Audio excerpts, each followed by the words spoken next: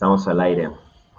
Hola, muy buenos días a todos. Estamos de nueva cuenta aquí en una sesión más de esta historia de la filosofía maldita con la maestra o maestrante Yolanda Picaseño, Shekani, que está terminando su licenciatura en filosofía, y también el ya casi licenciado Jeremy Coleman Romero. Pero más allá de los títulos, simplemente estamos aquí, entre amigos, listos para iniciar una nueva sesión. Estoy haciendo tiempo también para compartir en mis redes. Ya saben que pueden compartir en sus redes. Y quienes nos apoyen, pues igual, quienes nos estén viendo y gusten compartir en redes. Entonces, hoy vamos a seguir hablando de la filosofía maldita, de la construcción de una posible historia de la filosofía maldita desde la filosofía occidental. Es importante decir eso. En algún punto sí ligaremos con filosofías no occidentales. Habrá algunos capítulos dedicados mucho más adelante, pero ahorita estamos en esta historiografía clásica oficial de la filosofía occidental. Estamos comenzando con los presocráticos. Hicimos primero ahí una cuestión con filosofía egipcia. Habrá quien no le guste llamarla así, habrá quien sí. Entonces, el diálogo entre un hombre y su va. Hoy estaremos viendo esto de Presocráticos 2, y es importante comentar que estas sesiones, digo, porque después las subimos a YouTube, ahí es donde tenemos el grueso de nuestras visitas y comentarios.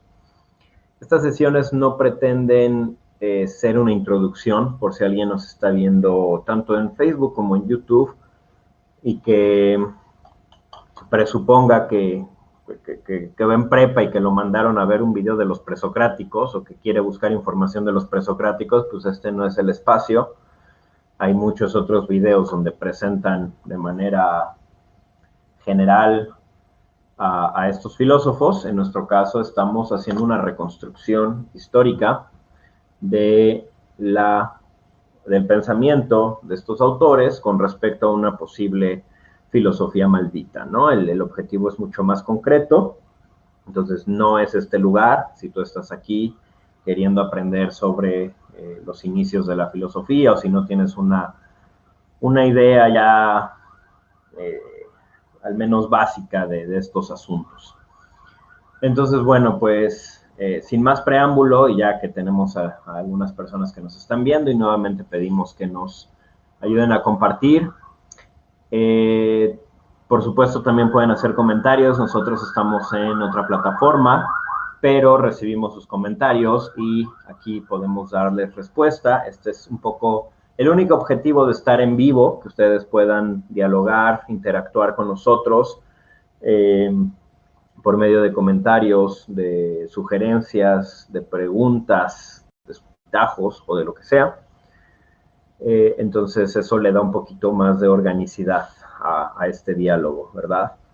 Así que sin más, pues iniciamos con Presocráticos 2 y le cedo la palabra a Yol. Adelante. Hola a todos. Bueno, lo que yo voy a hacer en este momento va a ser una recapitulación un poco breve para refrescar lo que vimos hace unas cuantas semanas, y posteriormente voy a dar pie a tocar cuáles son los temas principales de los siguientes presocráticos que veremos el día de hoy, para más o menos tener una guía de los temas que podríamos llegar a desarrollar y problematizar. Bueno, de la sesión pasada empezamos con una distinción entre lo que habíamos visto de las cosmogonías egipcias frente a las griegas, y vemos que hay un cambio predominantemente, en tanto que la cosmovisión egipcia está un poco más inclinada a tener una estructura antropológica, antropomórfica, y la griega se va a inclinar totalmente por el lado de la fisis. Entonces, en ese sentido, ya estábamos viendo que se vuelve una naturaleza impersonal, que no se trata de deidades interviniendo en nuestra vida, y eso va a hacer que nosotros también podremos llegar a problematizar en algún momento, bueno, ¿y qué carambas estamos haciendo aquí si no le importa nada a la naturaleza o de qué modo sí puede haber una respuesta de parte de la naturaleza? Y en todo caso, ¿cuál sería nuestro papel frente a lo divino? Habíamos comentado algunos autores como Alcmeón, como Zenón, Meliso, Filolao, en donde encontrábamos que la mayoría de los autores plantean que el orden de la naturaleza pues es una suerte de preestablecimiento, que es una razón, estilo el logos de Heráclito, en el cual la naturaleza va a estar encaminada a seguir ya ese orden perfecto, ese constante devenir. Y habíamos mencionado que en todo caso, pues habría un protomalitismo simplemente como un temor a no saber cómo plantear un mundo caótico, sino que sería dar por presupuesto que sí debe de haber un orden y en tanto que ese orden se siguen las demás cosas de la naturaleza. En cuanto a Heráclito, habíamos mencionado, diré esto brevemente por si alguno de mis compañeros quiere complementar algo, pues que hay una guerra constante, hay conflictos entre los distintos opuestos que van siendo cambiantes, más no llegamos a una conclusión a decir Heráclito es una figura maldita, sino que por el estilo de escritura que él tiene se le dijo el oscuro, pero no es que realmente haya tenido un pensamiento pesimista. Eh, por otro lado, me faltó mencionar a Filolao, quien también había eh, pitagórico, pensando que también hay un orden perfecto, un orden matemático, que hay intervalos y proporciones perfectas en el mundo. Y algo en lo que van a coincidir estos pensadores eh, del primer bloque de presocráticos y que vamos a volver a encontrar en esta segunda parte es esta imposibilidad de poder tener acceso a la verdad por medio de los sentidos. Entonces, Filolao es uno de los primeros que va a decir, bueno, aunque podemos llegar a hacer estudios matemáticos y tener una pretensión de un conocimiento científico de la naturaleza, los sentidos no nos van a permitir tener acceso a la verdad, tal vez por la vía contemplativa, es que nosotros podamos tener acceso a estos principios de la naturaleza, pero veremos si esto es posible o no es posible. En esta segunda parte de bloque de presocráticos tenemos a Anaxágoras, Diógenes de Apolonia, Leucipo de Demócrito, Metrodoro y también vamos a abordar el poema de Empédocles. A decir de estos autores, pues en el caso de Diógenes de Apolonia, va a estar partiendo de este mismo principio que ya habíamos visto en Filolao, diciendo que todo es parte de el uno. La diferencia sería que en los pitagóricos sí va a haber un devenir, por así decir, de esta unidad que va a ser por medio de la diada. Tenemos a Anaxágoras, que es el que introduce la idea de nous, la idea del intelecto, y nuevamente nos presentan esta necesidad de lo racional.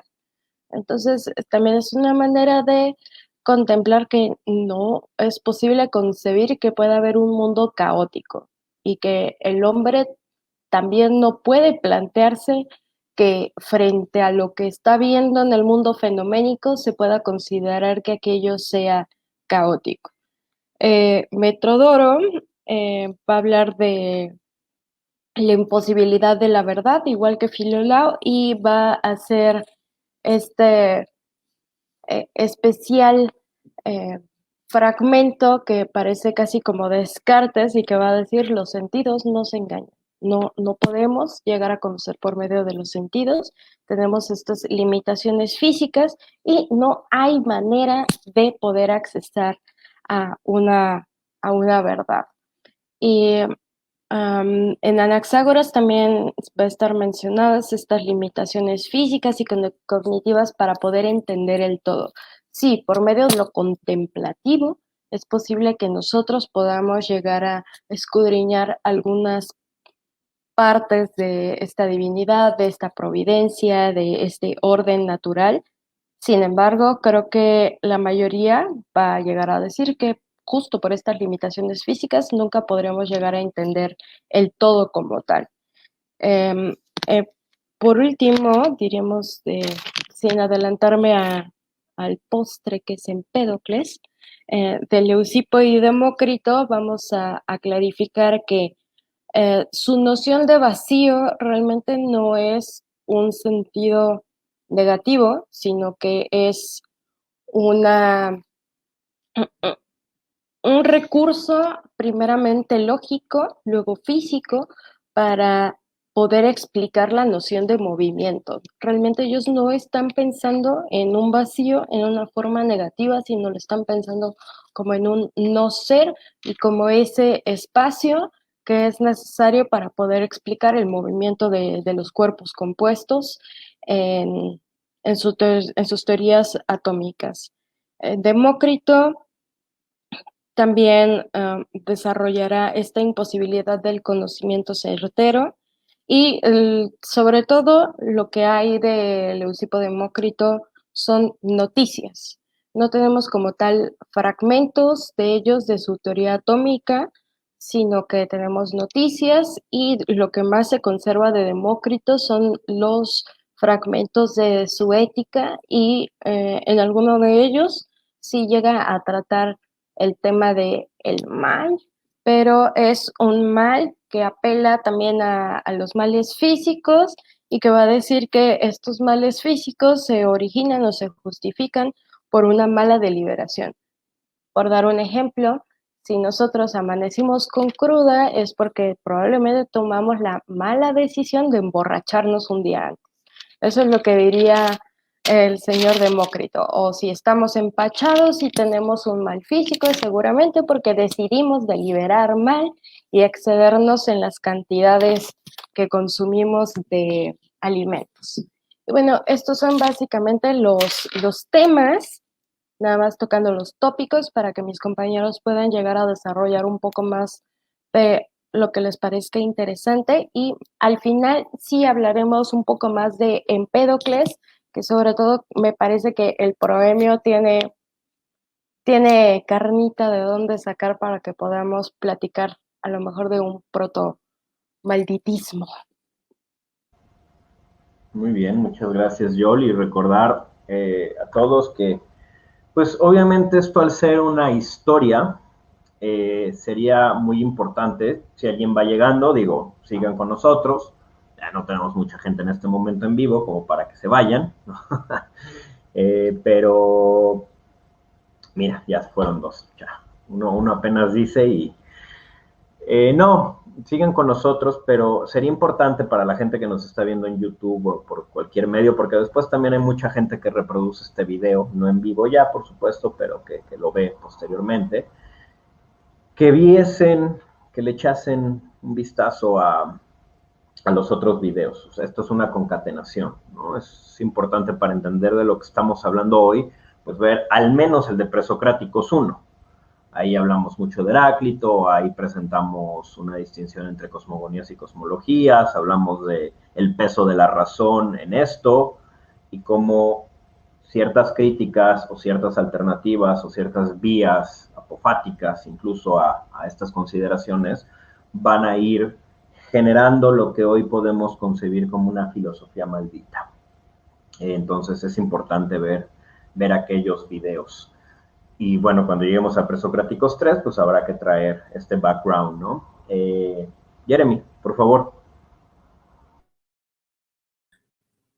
Muchas gracias. Eh, bueno, siguiendo un poco el comentario de Joel, a mí me parece que en general los presocráticos, o al menos la mayoría de los presocráticos, tienden a querer explicar un poco el lugar en donde está parada la humanidad frente a este cosmos que se le presenta extraño, que se le presenta hostil y que le es inaccesible de alguna manera, que tiene limitaciones, nuestras facultades para poder conocer, ¿no? Para poder acceder a la verdad como tal. Y digo, ya mencionó las características generales de la mayoría. Eh, Quizás en este caso el que más me podría llamar la atención antes de llegar con Empédocles sería Metrodoroquía o de Quíos, como se le, como se le quiera decir, eh, que básicamente no nos deja posibilidad ni siquiera de no saber nada, ¿no? Digamos que es como una antítesis de el famoso yo solo sé que no sé nada, porque en este caso Metrodoro diría, es que ni siquiera puedo saber que no sé, ¿no? Llega a un extremo todavía más allá, digámoslo así, digamos para la época, ¿no? Eh, y luego su segundo fragmento que es las cosas son lo que uno piense de ellas.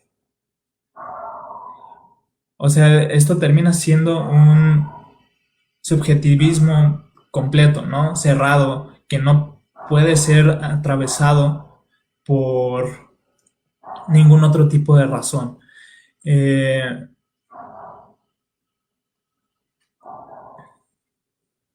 Me distrajo un poco un comentario. El, Rayos, se me fue la idea.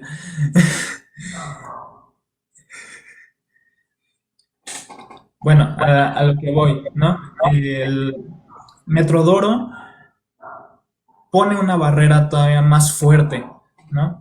Un límite todavía más fuerte frente a sus contemporáneos. Y quizás es por eso que realmente no trascendió tanto, por lo menos con sus contemporáneos, ¿no?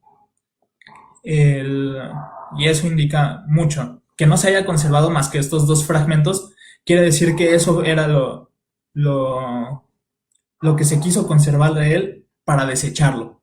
Así de sencillo. ¿No? No sé quién haya recopilado estos dos fragmentos, seguramente fue Aristóteles o Diógenes Laercio, pero seguramente lo pusieron como un escéptico, quizás no de la escuela de los escépticos como tal, porque pues tampoco aparece realmente ahí el nombre de Metrodoro. Eh, pero es importante, ¿no? Es importante estar viendo este tipo de pensamiento que a mí me recuerda todavía después a un poco el pensamiento analítico, ¿no? Para mí tiene resonancia, por ejemplo, con Wittgenstein sobre el mundo es lo que podemos conocer, el límite de mi mundo, el límite del mundo es el límite de mi lenguaje, ¿no? De alguna manera, es la manera en que nosotros podemos acceder al mundo a partir de nuestras concepciones o de nuestros conceptos. Eh, es una limitación, creo que ya lo he platicado también con el maestro Slyman, que se puede dar como un cierto malditismo en la epistemología, en la filosofía del lenguaje, eh, y esta puede ser una proposición que justamente dé paso hacia ello, ¿no? Metrodoro podría ser uno de esos que pueden dar líneas hacia un pesimismo lingüístico o algo por el estilo. Luego, me están diciendo que fue discípulo de Demócrito, aunque me parece raro. Quizás serían por los otros fragmentos, pero está bien. Luego, los siguientes filósofos preestablecen o quieren ver una armonía, formas geométricas, perfección en un cosmos que se nos presenta de manera hostil en la mitología, pero frente a la razón tiene que estar ordenada, ¿no?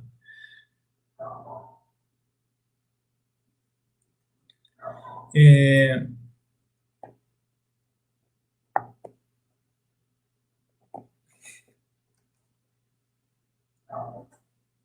por lo que realmente no tienen una...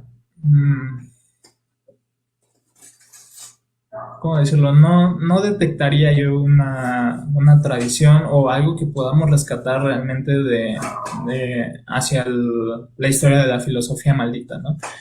Muchos tienen vidas proliferantes o bien vistas. Si acaso que nada más Heráclito sería el único que tuvo una vida extraña fuera de estos presocráticos. Y Empédocles también tendría una vida tranquila, pero lo importante más bien sería su poema o su cosmovisión, que digo, si me permiten dar nada más una pequeña introducción, sería quizás la que más choque con todas las proposiciones que se presentan a su alrededor, ¿no? Que se presentan como presocráticos. ¿Por qué? Porque también recupera una parte, o bueno, al menos tiene una analogía con Heráclito sobre los conflictos, sobre estas dualidades que se enfrentan para el desarrollo de la realidad. No voy a entrar más en detalles para dar paso a mi compañero Shekani, que hable de lo que haya querido preparar, qué es lo que le haya llamado la atención. ¿Vale? Muchas gracias. Hola, sí, bueno, curioso porque justo ya había preparado a Metrodoro también, pero bueno, hay más cosas que resaltar, ¿no? Este, primero que nada, bueno, de todos estos que mencionó Yolanda, ¿no? Algo que me parece muy curioso es justo, ya lo habíamos analizado antes, ¿no? Y lo habíamos visto Yol y yo, pero es esta como el hecho de que el no entender parece que agobia, ¿no? Es un sentimiento agobiante, es, eh, es algo que realmente preocupa mucho a todos estos pensadores, ¿no? Y lo vemos en el sentido en el que, por ejemplo, Anaxágoras y Diógenes se encuentran como un origen racional, Diógenes se encuentra como esta cuestión de que todo es uno, ¿no? El orden. eh, eh, y bueno, vemos eso, ¿no? Esa necesidad como de explicar. Ahora, con Metrodoro, justo yo encontraba, me alivia un poco de saber que también lo encontró Jeremy, ¿no? En esta cuestión como del lenguaje. Eh, a mí la verdad es que me resuena un poco con Verdad y Mentira de Nietzsche. No digo que estén diciendo lo mismo, simplemente el fragmento 2 de Metrodoro, se los voy a leer, que lo tengo aquí. Dice, todas las cosas son lo que uno piense de ellas. Y a- llegamos como a una frasecita, esta Yolanda y yo, ¿no? De como no hay verdad, solo convención, ¿no? Eh, y ese es un tema muy interesante y es justo muy interesante lo que mencionaba Jeremy, ¿no? Raro que pues no se conserve más que estos dos fragmentos. Eh, y, y pues eso, creo que de todos estos autores, eh, al que yo encuentro más oscuro es a Metrodoro, ¿no? También me gusta mucho el primer fragmento, ¿no? Ninguno de nosotros sabe nada de nada, ni siquiera esto mismo de si sabemos o no sabemos, ni siquiera sabemos que sabemos o que no sabemos, ni en sí, ni si en total hay algo o no lo hay. creo que es bastante, bastante oscuro en el sentido, en el mismo sentido que Heráclito, ¿no? Como en que la escritura es un poco oscura. Puede que el tema no tanto, pero la forma de escribir sí. Eh, y pues eso, justo también nos recuerda mucho como a Descartes, ¿no? Y esta cuestión de que los sentidos nos engañan, eh, las limitaciones epistemológicas, que es otro de los temas que veíamos mucho, ¿no? En la gran mayoría de estos autores presocráticos, está la cuestión de la limitación epistemológica, ¿no? El no poder llegar a la verdad. Eh, si quieres, adelante, Joel, di lo que querías decir de Metrodoro. No como tal de Metrodoro, pero de la teoría atomista. Tal vez me estoy adelantando un poco, pero nada más para complementar este punto, para no pensar que se trata ah, de, bueno, para clarificar qué tipo de oscuridad es, ¿no? Los atomistas tendremos que pensar no tanto en Leucipo y Demócrito, porque no hay como tal fragmentos o noticias que expliquen concretamente este problema, pero ya en Lucrecio sí encontraremos que eh, va a decir, los átomos no tienen color, no tienen sabor, no tienen como este tipo de cualidades determinadas. Entonces, por eso es que los sabores, lo dulce, lo amargo, shalala, se van a dar por una suerte de convención. O sea, ahí es sí va a decir, hay algunos átomos, por ejemplo, lo dulce, que corresponde a formas más bien circulares y lisas. Y el sabor amargo corresponde a ciertos triángulos eh, medio deformes, no sé, va a decir ese tipo de cosas, pero al final lo que nosotros entendemos como ese conjunto de cuerpos compuestos se va a dar por convención, y entonces ahí sí entra la parte del lenguaje, pero como tal, o sea, creo que uno de los puntos más débiles de la teoría atomista va a ser el explicar la sensación. Y van a terminar por decir que los colores y los sabores, los olores, todo este tipo de cosas son los que se van a dar por convención, pero porque se da por presupuesto que los átomos por sí mismos no pueden tener ese tipo de cualidades, solo van a decir que tienen forma, posición y disposición, pero no tienen esta otra de series de cualidades que nosotros percibimos a partir de el conjunto físico, porque nosotros no somos capaces de ver los átomos, sino que nosotros vemos los cuerpos compuestos y a partir de ese conjunto de cuerpos compuestos es que ponemos el lenguaje como una forma de convención acerca de esa realidad física. Pero claro, para alguien puede ser más caliente o puede percibirlo más caliente que para alguien más. Entonces también siempre se estaría dando un uso relativo del lenguaje mismo, en ese sentido, nada más. Es bien interesante cómo esto tiene mucha analogía con la filosofía budista, con la controversia entre los abhidármicas, que piensan una partícula fundamental a la que acá se le llama Dhamma o Dharma. Es un término polisémico, ¿no? Dharma, existe el Dharma como el camino, el ethos del Buda. De hecho, el budismo hay que intentar llamarle Buda Dharma, el camino del Buda. Dharma en ese sentido es una cuestión más ética.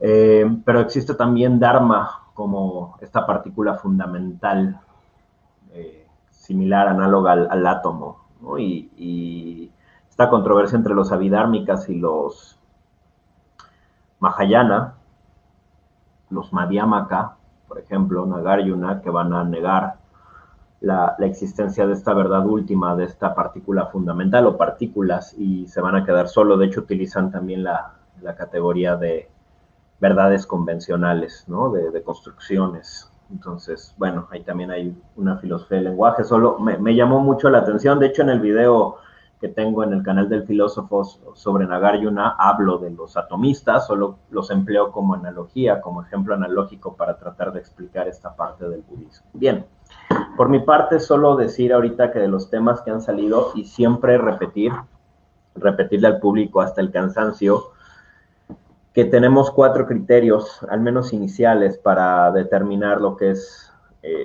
aproximadamente o aproximativamente una filosofía maldita. Ya salió un segundo video de qué es la filosofía maldita, la parte 2, donde de hecho también ahí Diego y yo hablamos mucho de la convencionalidad del lenguaje. Estos 4 criterios son un inmanentismo, un patetismo en las vidas, una transgresión a la otredad, y un poner en duda las construcciones humanas, que eso también tiene que ver con la idea de una convencionalidad, ¿no? Un convencionalismo. Fíjense que añadiría un quinto punto, y así seguimos construyendo, porque repito, esto es pensamiento en construcción, que es le podemos llamar caotismo.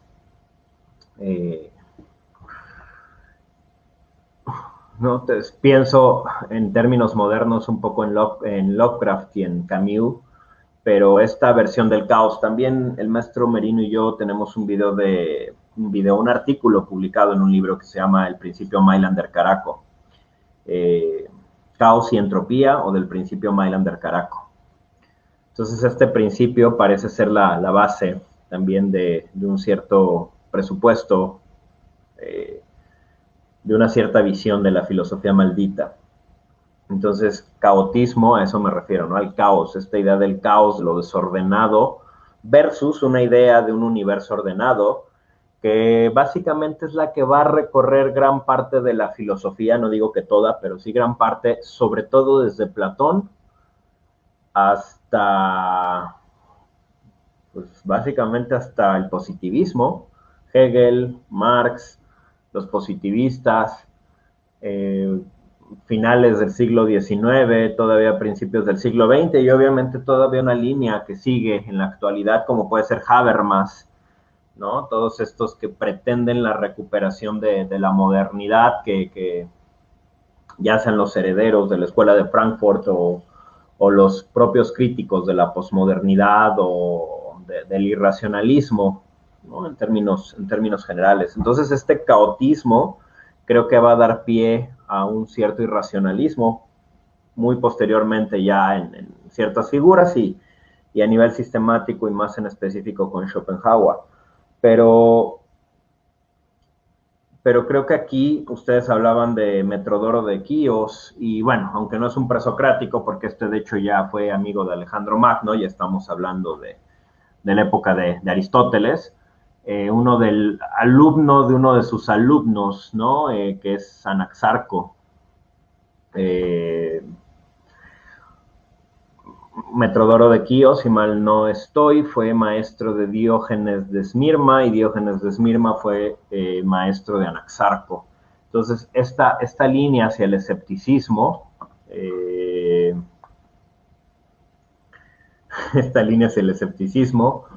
es muy importante. Después también, por supuesto, vamos a tener, ya muy, muy después, y aquí seguro cuando lleguemos, aunque sean unos 2 años, Jeremy nos va a poder ayudar mucho. Hay toda esta influencia de Schopenhauer en Wittgenstein que ha sido poco estudiada. Sí está estudiada, pero ha sido poco estudiada, no tanto como se debería. Hay un articulillo de Severin Schroeder que se llama Schopenhauer's Influence on Wittgenstein. Justamente habla de esta influencia en el terreno de una cierta epistemología y una filosofía del lenguaje. Esta parte de lo que no se puede hablar hay que callar, ¿no? Esta incognoscibilidad del sujeto o de la relación sujeto-objeto, sujeto-mundo, mejor, está ya muy enclavada en la filosofía maldita, y en particular, por ejemplo, Schopenhauer, aunque cuando uno habla de Schopenhauer, habla de la voluntad, habla del pesimismo, habla del sufrimiento, habla de la estética, de la música, de la ascética. incluso de la ética, pero poco se habla de la epistemología de Schopenhauer. Poco, los que lo han leído poco hablan de la cuádruple raíz del principio de razón suficiente, ¿no? O sea, como que siempre hay que entrarle a Schopenhauer con el mundo o alguno de estos ensayitos incendiarios, estos que vienen en estas colecciones arbitrarias como El amor, las mujeres y la muerte o algo así. Hay que entrarle a Schopenhauer por ahí, ¿va? Pero pocos se avientan hacia su epistemología, hacia su lógica, incluso la crítica que le hace a Kant, el apéndice que viene en el mundo. Pocos le entran por ahí. Entonces, fíjense ya cómo empezamos a conectar todas estas ideas, repito, poner en duda construcciones sociales, construcciones humanas, ¿no? Un cierto escepticismo. Ahora, la pregunta aquí sería, que no es que la vayamos a responder hoy, pero la filosofía maldita que pone en duda estas construcciones como el amor, como la belleza, como la economía, como la política, como la dignidad humana, etcétera, solo se queda en un escepticismo metafísico, ontológico, epistemológico, ético, o accede a, por ejemplo, en el caso de Nietzsche, una transvaloración, por ejemplo, ¿no? Por mencionar uno. O sea, solo quedamos en una especie de escepticismo nihilista o tenemos la posibilidad de proponer algo que podría ser la parte de la transgresión, ya sea una transgresión ética como la transvaloración, que finalmente es una transgresión de la moral pasada, de la moral oficial, de la moral cristiana en el caso de Nietzsche, una transgresión ontológica que tiene que ver con lo de la alteridad, una transgresión epistemológica que tiene que ver con un cierto, incluso yo diría un escepticismo nagariuniano, o por dónde andamos. Y repito lo del caotismo, ¿no? Como previa de un cierto irracionalismo.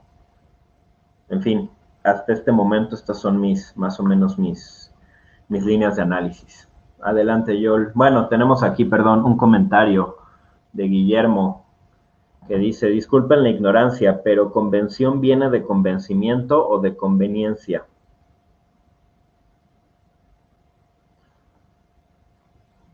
Convención viene de... ¿Alguien quiere contestar?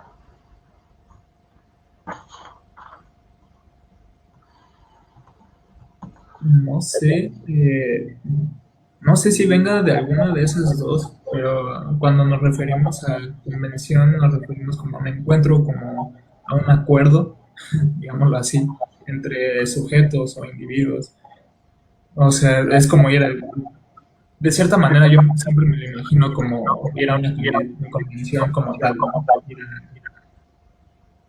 A ver, del estilo, pero según yo, convención, en latín se dice conventio, ¿no? Y es un acuerdo. Está ligado a un acuerdo. Guillermo, convención en este aspecto es de acuerdo, acuerdos sociales. En mi video de Nagar yo no pongo ejemplos. Por decir, cuando yo digo Guillermo García Pérez o Guillermo, en la calle tú vas caminando y alguien grita ¡Guillermo! Tú volteas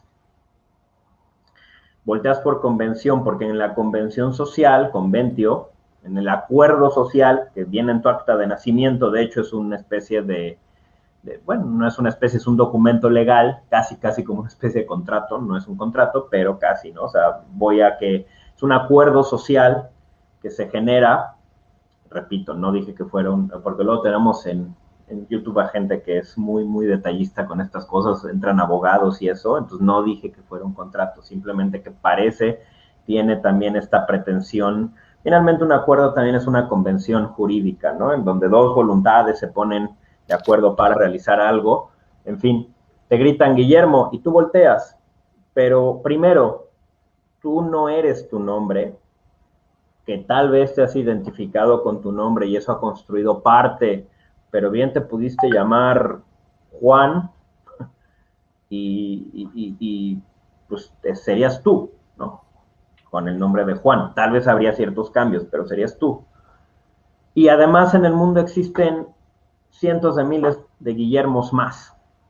e incluso de Guillermo García, e incluso de Guillermo García Pérez. Y sin embargo, si yo grito Guillermo, tú volteas, porque hay una convención, hay un acuerdo social en el que tus padres te pusieron este nombre, pero tú ni eres tus partes, ni parece que seas la suma de tus partes. Bueno, ahí está el debate meriológico, sobre todo de muchas tradiciones. En mi caso, yo abrevo, como ustedes saben, mucho del budismo. El típico ejemplo del carro. ¿Qué es el carro o el barco? ¿Es sus partes o la suma de sus partes o ninguna o ambas? Bueno, ahí hay lo pueden buscar en internet, no es el momento para hablar de esto, pero bueno, contestando entonces, convención no es de convencimiento ni de conveniencia, es de convenio. Hay un convenio, un acuerdo social, tanto a nivel lingüístico, la moral puede en muchos sentidos ser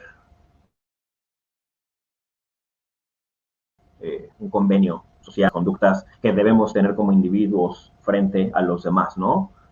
Si yo no puedo salir desnudo a la calle aquí en Cuernavaca es porque pues, en la convención, en el convenio ¿no? que tenemos, pues me va a agarrar la policía. En cambio, si estoy en una playa nudista, pues el convenio es otro, ahí sí puedo. Entonces a esto nos referimos. Y luego tenemos a Nihil Negativum y déjenme checar porque el comentario es más grande de lo que nos permite ver StreamYard, así que lo voy a leer. Hola, buenos días. Sé que esto no tiene nada que ver con el tema de ahorita, pero me gustaría proponer un estudio sobre el libro del Eclesiastés de la Biblia, pues con el término principal que se ocupa en ese libro, Hebel, se asume en cierto sentido que todo es absurdo. Creo que es de los libros más malditos que hay en la Biblia. Claro, sí era completo, junto con Job. Pues está interesante, claro que sí. Tomamos en cuenta la propuesta. Cuando analicemos el libro de Job, pues con gusto podemos también hacer un diálogo con el Eclesiastés, ¿no? ¿Por qué no? Muy, muy interesante. Y ver en particular esta lectura que nos estás proponiendo a partir de la categoría de Hebel. Creo que justo aporta todo lo que estamos construyendo, así que no importa que no tenga nada que ver con el tema, mientras aportemos, mientras construyamos en conjunto, que repito, por eso es que hacemos esto de manera en vivo, a mí me parece siempre todo esto muy, muy interesante y digno de recuperar en nuestros diálogos. Bien, pues si no hay más, seguimos. Yol. Muy bien, pues junto con Sheck vamos a ir desarrollando algunos de los puntos importantes del poema de Empédocles, específicamente del proemio. Y bueno, para aquellos que estén interesados en este tema, sí depende de la edición que se tenga, porque, por ejemplo, en la edición de Bernabé, el texto está ordenado de manera muy distinta de como la ordena García Vaca. Y si me preguntan, yo prefiero para esto revisar primero la versión de García Vaca y después contrastar con Bernabé, porque me parece que el orden es un poco más favorable para dar una cierta continuidad. Y empezando entonces por la parte del proemio, que se está empezando a hacer una suerte de invocación, que es algo estilístico de la filosofía antigua, hacer una invocación para que los dioses, las musas o la deidad nos guíe y no vaya a ser que andemos diciendo patrañas. Entonces, con ese presupuesto, en el fragmento 1 del proemio va a hablar de la necesidad y la determinación. Y me parece que lo interesante empieza en el fragmento 2. Y tenemos que decir un poco de Empédocles. Okay. Él piensa que hay dos principios, hay distintas maneras de traducciones, algunos se ponen a estos opuestos como amistad, amor y odio. A mí me parece un poco más amplio decir que es discordia y concordia, para no ponerle un matiz ahí medio cursi a estas fuerzas. Me parece que con concordia y discordia se puede llegar a entablar justamente con este concepto de armonía. Entonces, él está pensando, y también se va a decir esto en las noticias, que se está dando un presupuesto en Empédocles de que en el inicio todo era gobernado por la concordia, todo era gobernado por el amor, la amistad, el nombre que ustedes quieran ponerle. Entonces, es esta voz que está relatando en el proemio y está diciendo que llega entonces la discordia y surge esta dualidad, este devenir, este conjunto de mezclas que se van a empezar a configurar en el mundo, y desde luego que estas van a ser eh, violencias que va a sufrir la materia. Y entre las cosas que va a decir, pues es que es desdichado en el momento en el que fue a convertirse en un ser mortal, porque entonces ha sido privado de esta noción primaria que es el estado de unidad en este primer momento, en el cual es todo amor, en el cual todo es concordia. Llega la discordia, genera estas mezclas que separa lo primigenio, y al momento de generar mezclas también surgen los distintos cuerpos, y entre esos cuerpos surge la mortalidad, y entonces la voz que está hablando dice que es un desdichado porque ahora es un mortal y ha perdido esa condición de lo divino.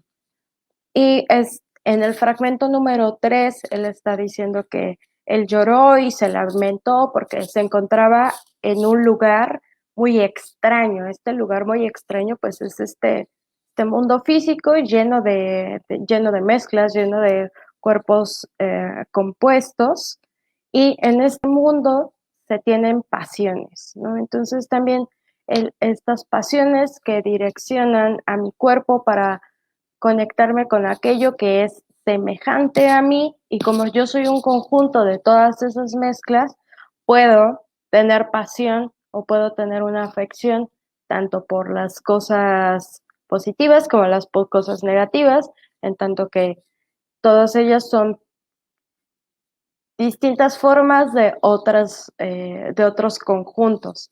Y esta parte mía, que ahora es un cuerpo, está expuesto a las corrupciones, como lo pueden ser las enfermedades, y todo ello le causa mucho martirio. También se da cuenta de que ahora ya no solo hay belleza, sino que también puede haber fealdad, que no solo hay nacimiento, sino que también hay perecimiento, y eso le genera un cierto tipo de agobio. Ya más adelante Empédocles en su poema dirá, bueno, es que no hay como tal un perecimiento, sino hay una reintegración con este todo. Entonces dejas de ser este tipo de mezcla para volver a ser parte de la unidad. Solo hay un fin de una mezcla debido al desgaste que tiene el cuerpo. Esto también lo dirá Lucrecio, pero de momento es este hombre que está puesto en el mundo, que no ha tenido un ejercicio de meditación y que se encuentra frente a este mundo que no entiende. También su impresión del mundo físico es algo, me parece interesante, porque dice que pobres de los mortales, porque son malafortunados por estar arrojados en este mundo, y todas las fuerzas de la naturaleza parece que están en contra de los mortales, ¿no? Así puede ser que el mar escupa a los hombres a la tierra y la tierra a su vez exponga a los hombres al sol para que estos se quemen o para que los remolinos de aire los azoten, y parece ser que así uno de otro le recibe más de de todos, y todos estos lo maldicen. O sea, él está pensando, o sea, textualmente está diciendo que la naturaleza está maldiciendo a los seres mortales. Y parece ser que otra de las cosas que van a martirizar a este hombre, pues es saber que es efímero este tiempo en el cual nosotros nos encontramos en este conjunto de mezclas, y nosotros no sabemos, debido a que parece que somos pasivos en este sentido, de estar expuestos a este desgaste que nos genera el mundo físico. Nosotros reaccionamos frente a estas fuerzas y no sabemos en qué momento llega este punto en el cual nuestro cuerpo se desgaste como para que perezcamos y nos reintegremos de otra manera a la naturaleza de nuevo.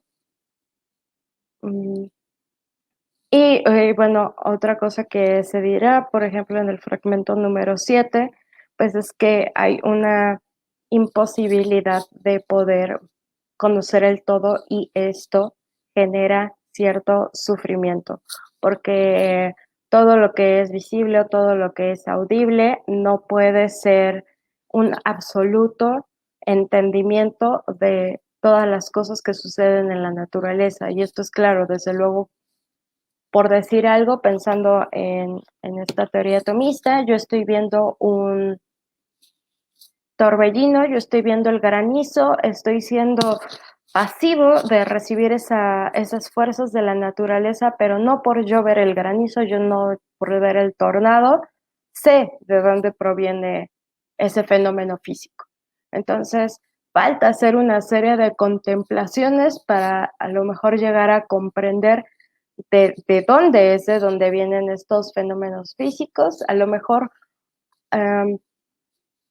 pensando en las cartas que escribe Epicuro, la carta que escribe Heródoto y a Pítocles, sobre todo la de Pítocles, que trata de explicar todos estos fenómenos físicos, solo lo pongo como un contraste para ver cómo a un tiempo después, escuelas posteriores no van a tener certeza de estas fuerzas naturales. O sea, va a decirle Epicuro a Pítocles, bueno, si tú quieres saber de dónde viene el granizo, pues a lo mejor y viene de un remolino de viento con un conjunto de agua que ha sido expuesto al frío, pero también puede ser que sea agua que sea comprimida por aire muy frío y haya sido sostenida en las nubes.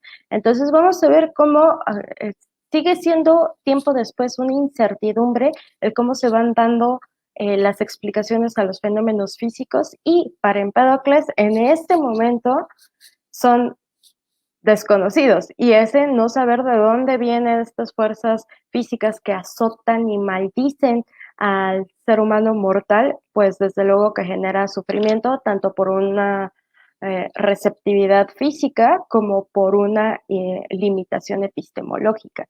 Y bueno, hay otros fragmentos que a lo mejor Shekani quisiera comentar. No podía, ya.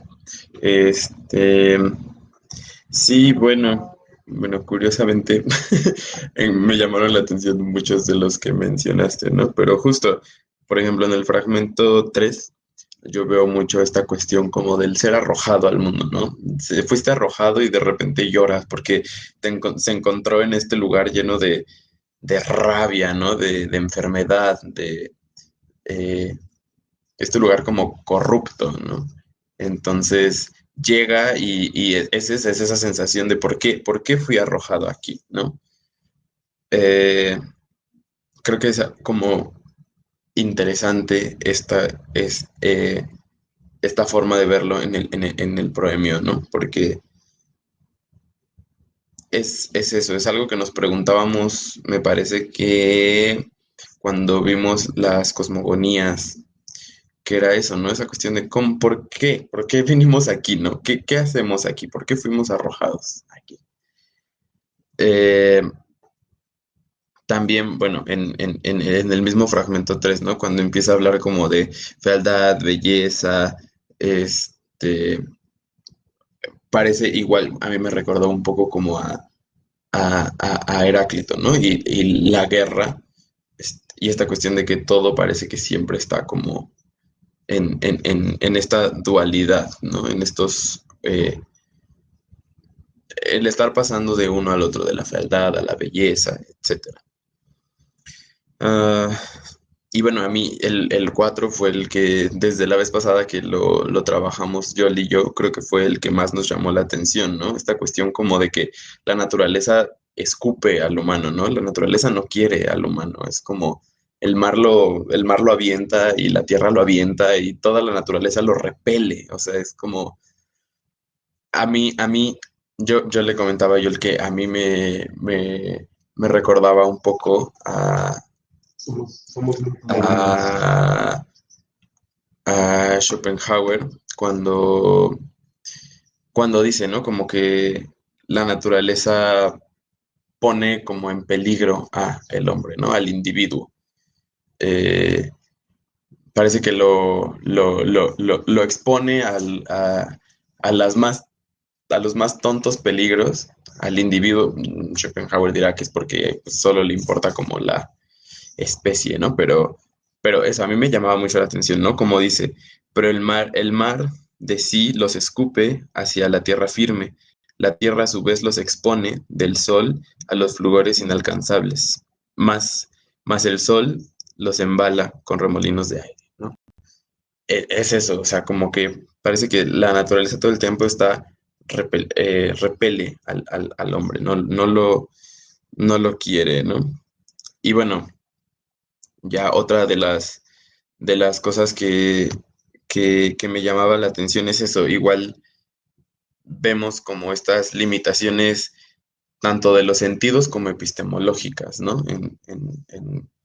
En el poema. Parece que igual está esta sensación de no poder llegar a la verdad, ¿no? El ser incapaz de llegar a la verdad y el que los sentidos te engañen y es eso, ¿no? Es esa desesperación de, a ver, o sea, llegué a un mundo en el que hay dolor, en el que hay sufrimiento, en el que todo está en un constante ir y venir entre las dualidades, eh,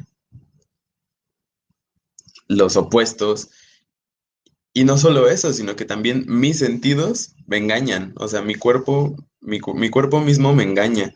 Y no soy capaz de llegar como a la verdad, no soy capaz de llegar al conocimiento. Entonces, a mí el poema, el premio me parece fascinante justo por eso, porque es como esa desesperación de a ver qué está pasando, ¿no?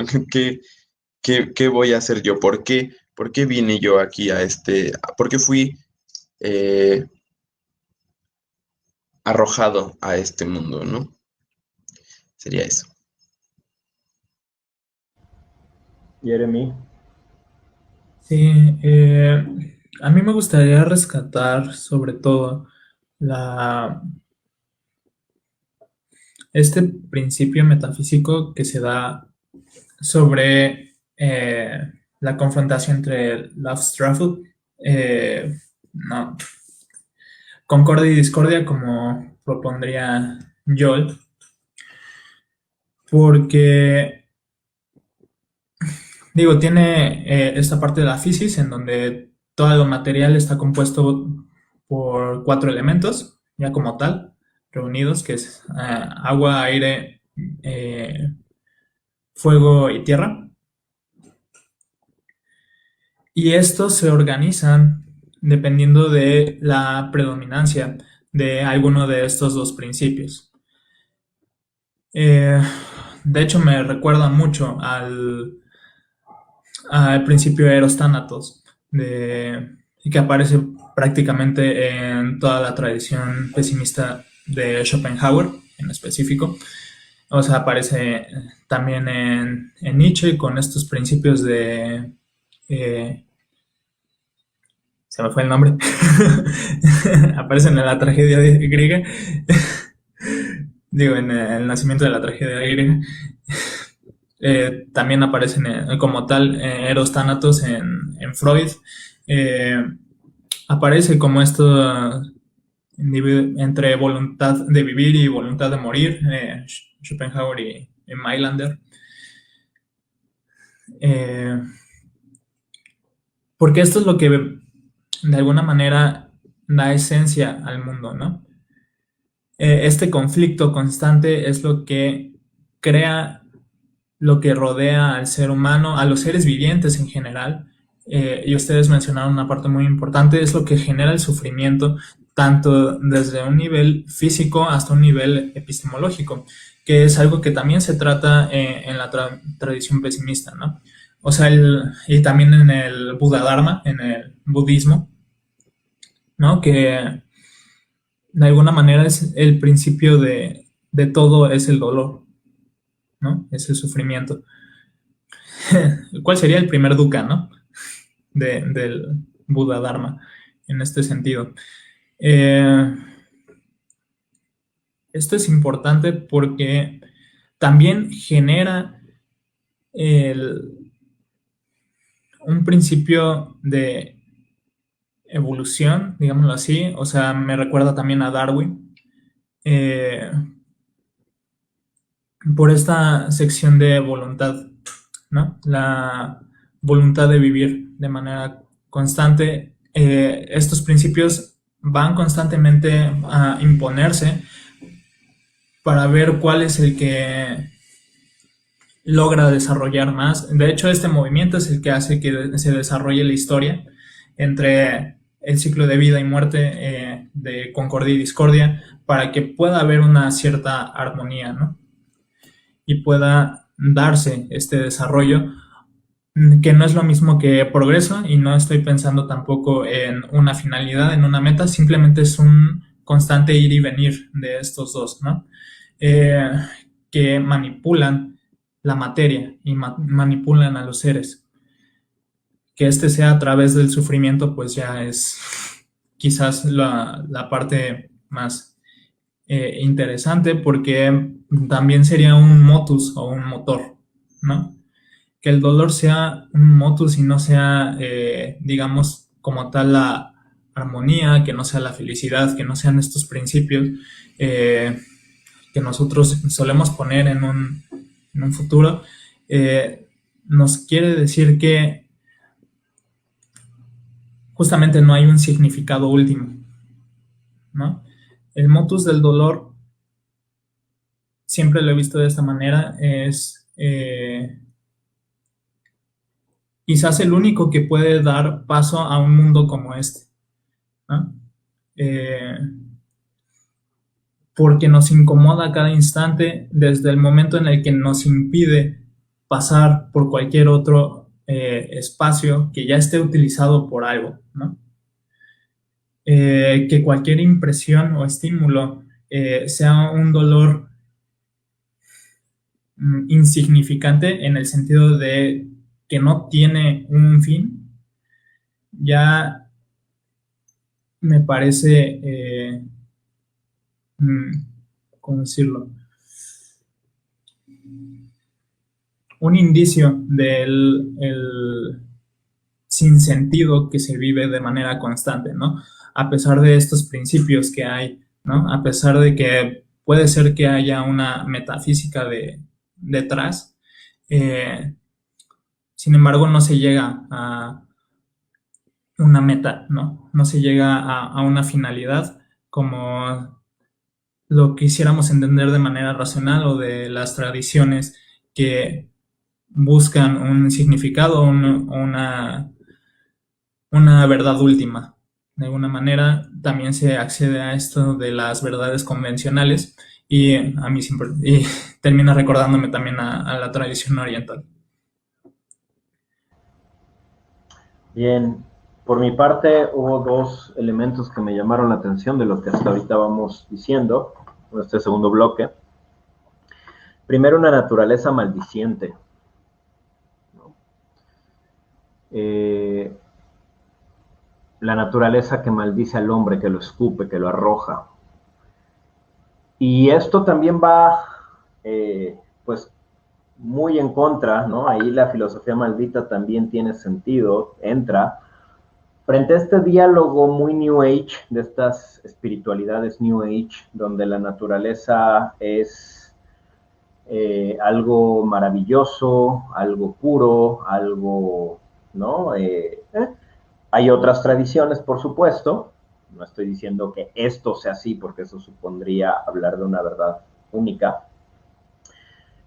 Por ejemplo, la versión de Gaia, la versión de la Pachamama, todo esto, pero que en el mundo occidental se ha convertido en esta espiritualidad New Age de la naturaleza como arropadora del hombre, como hogar del hombre, y no como esa naturaleza que arroja al hombre y lo pone frente a toda una serie de peligros que ella misma le sugiere, ¿no?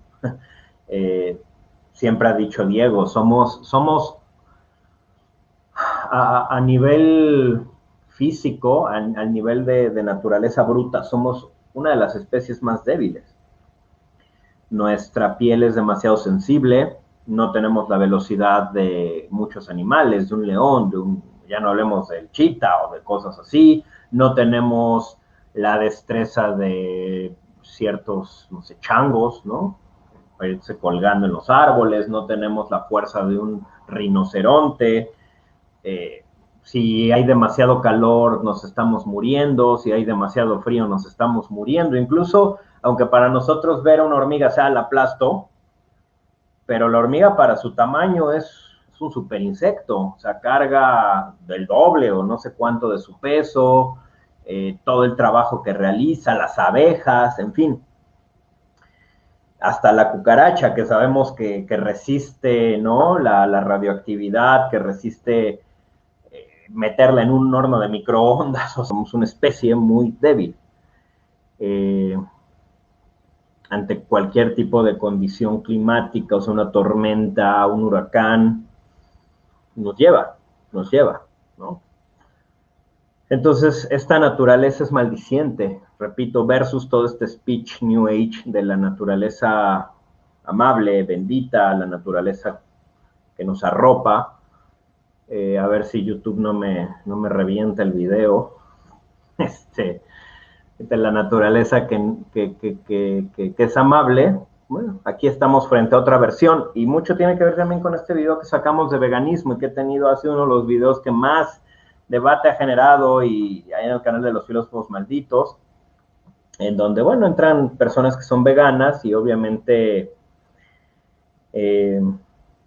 se molestan por criticar el veganismo, por criticar ciertas concepciones ligadas a la naturaleza, como también convencionalidades, incluso modas. Entonces, bueno, aquí estamos frente a esa otra versión donde la naturaleza no es tan agradable como a veces cierta narrativa, sobre todo los últimos 2 siglos, nos la ha querido vender. Y pues por otro lado, esto de ser arrojado al mundo, ¿no?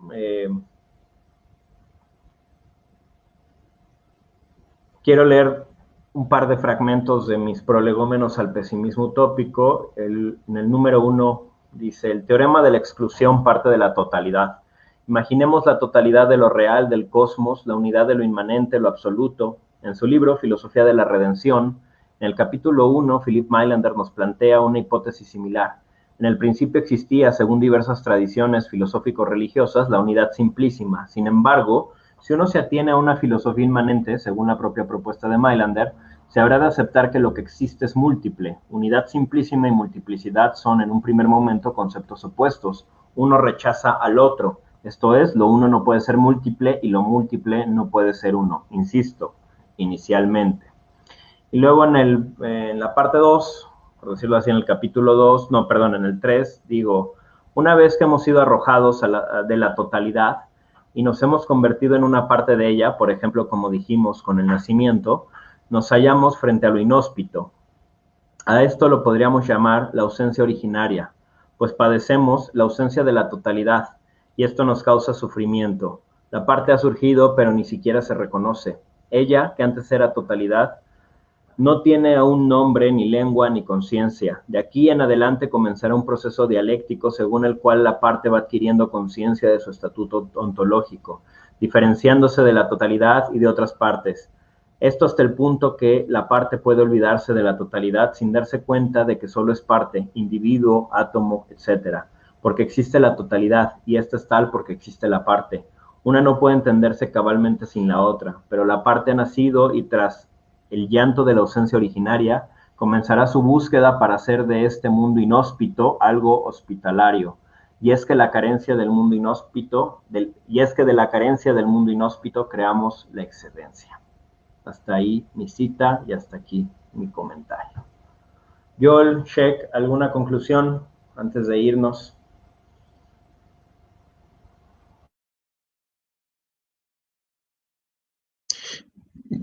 Pues creo que solo eso, ya lo habíamos mencionado, pero eso, ¿no? Nos gusta esta cuestión como de los presocráticos, de este, el no entender agobia, ¿no? Y los presocráticos querían entender y lo vemos en y poner como principio este orden racional, eh, etcétera, ¿no? Pero pues ya.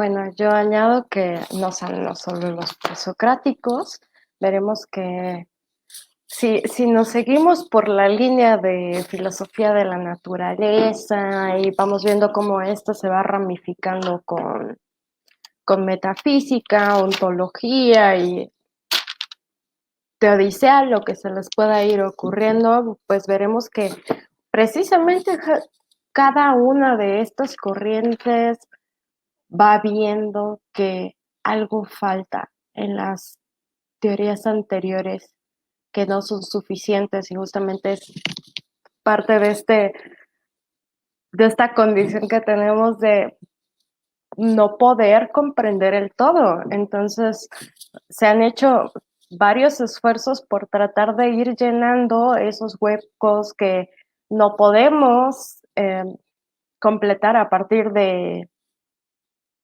las nociones empíricas y recurren a distintas formas de contemplación eh, interior para tratar de escudriñar cuáles son estos principios que sostienen este entramado invisible a, a la sensibilidad física. Y pues justo eso es lo que podemos ver a lo largo de la filosofía, una serie de esfuerzos en los cuales vemos que la condición mortal del hombre, pues hasta la fecha no ha alcanzado para rendir cuentas de todos los misterios del universo, que a lo mejor empezaron sintiéndose, percibiéndose de esta manera con los presocráticos, y no creo que si nos ponemos a pensar un poco más en, en estos tópicos, de nuevo probablemente nos podemos sentir muy parecido a Empédocles, terminamos diciendo, híjole, no sé nada, no sé qué carambas estoy percibiendo con mis sentidos, no voy a poder tener acceso a la verdad absoluta, ni yo ni la humanidad. Y bueno, pues en algún momento pues voy a ser desintegrado por las mezclas, de nueva cuenta va a llegar la discordia para desintegrarme y de alguna manera otra vez me reintegraré en la unidad, siendo que, pues, quién sabe, al final todos somos polvo de estrellas.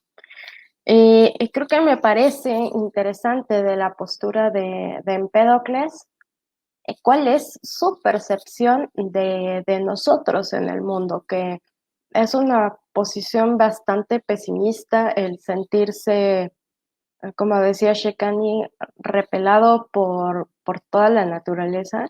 Y no les miento, yo también odio el calor y digo, eh, oye, habrá quien diga, pero pues yo odio el frío, ¿no? Pero bueno, son cosas que tienen que ser necesariamente de esa manera y según los estoicos no puede haber mejor manera posible de que esté el mundo, se dé este devenir de la naturaleza.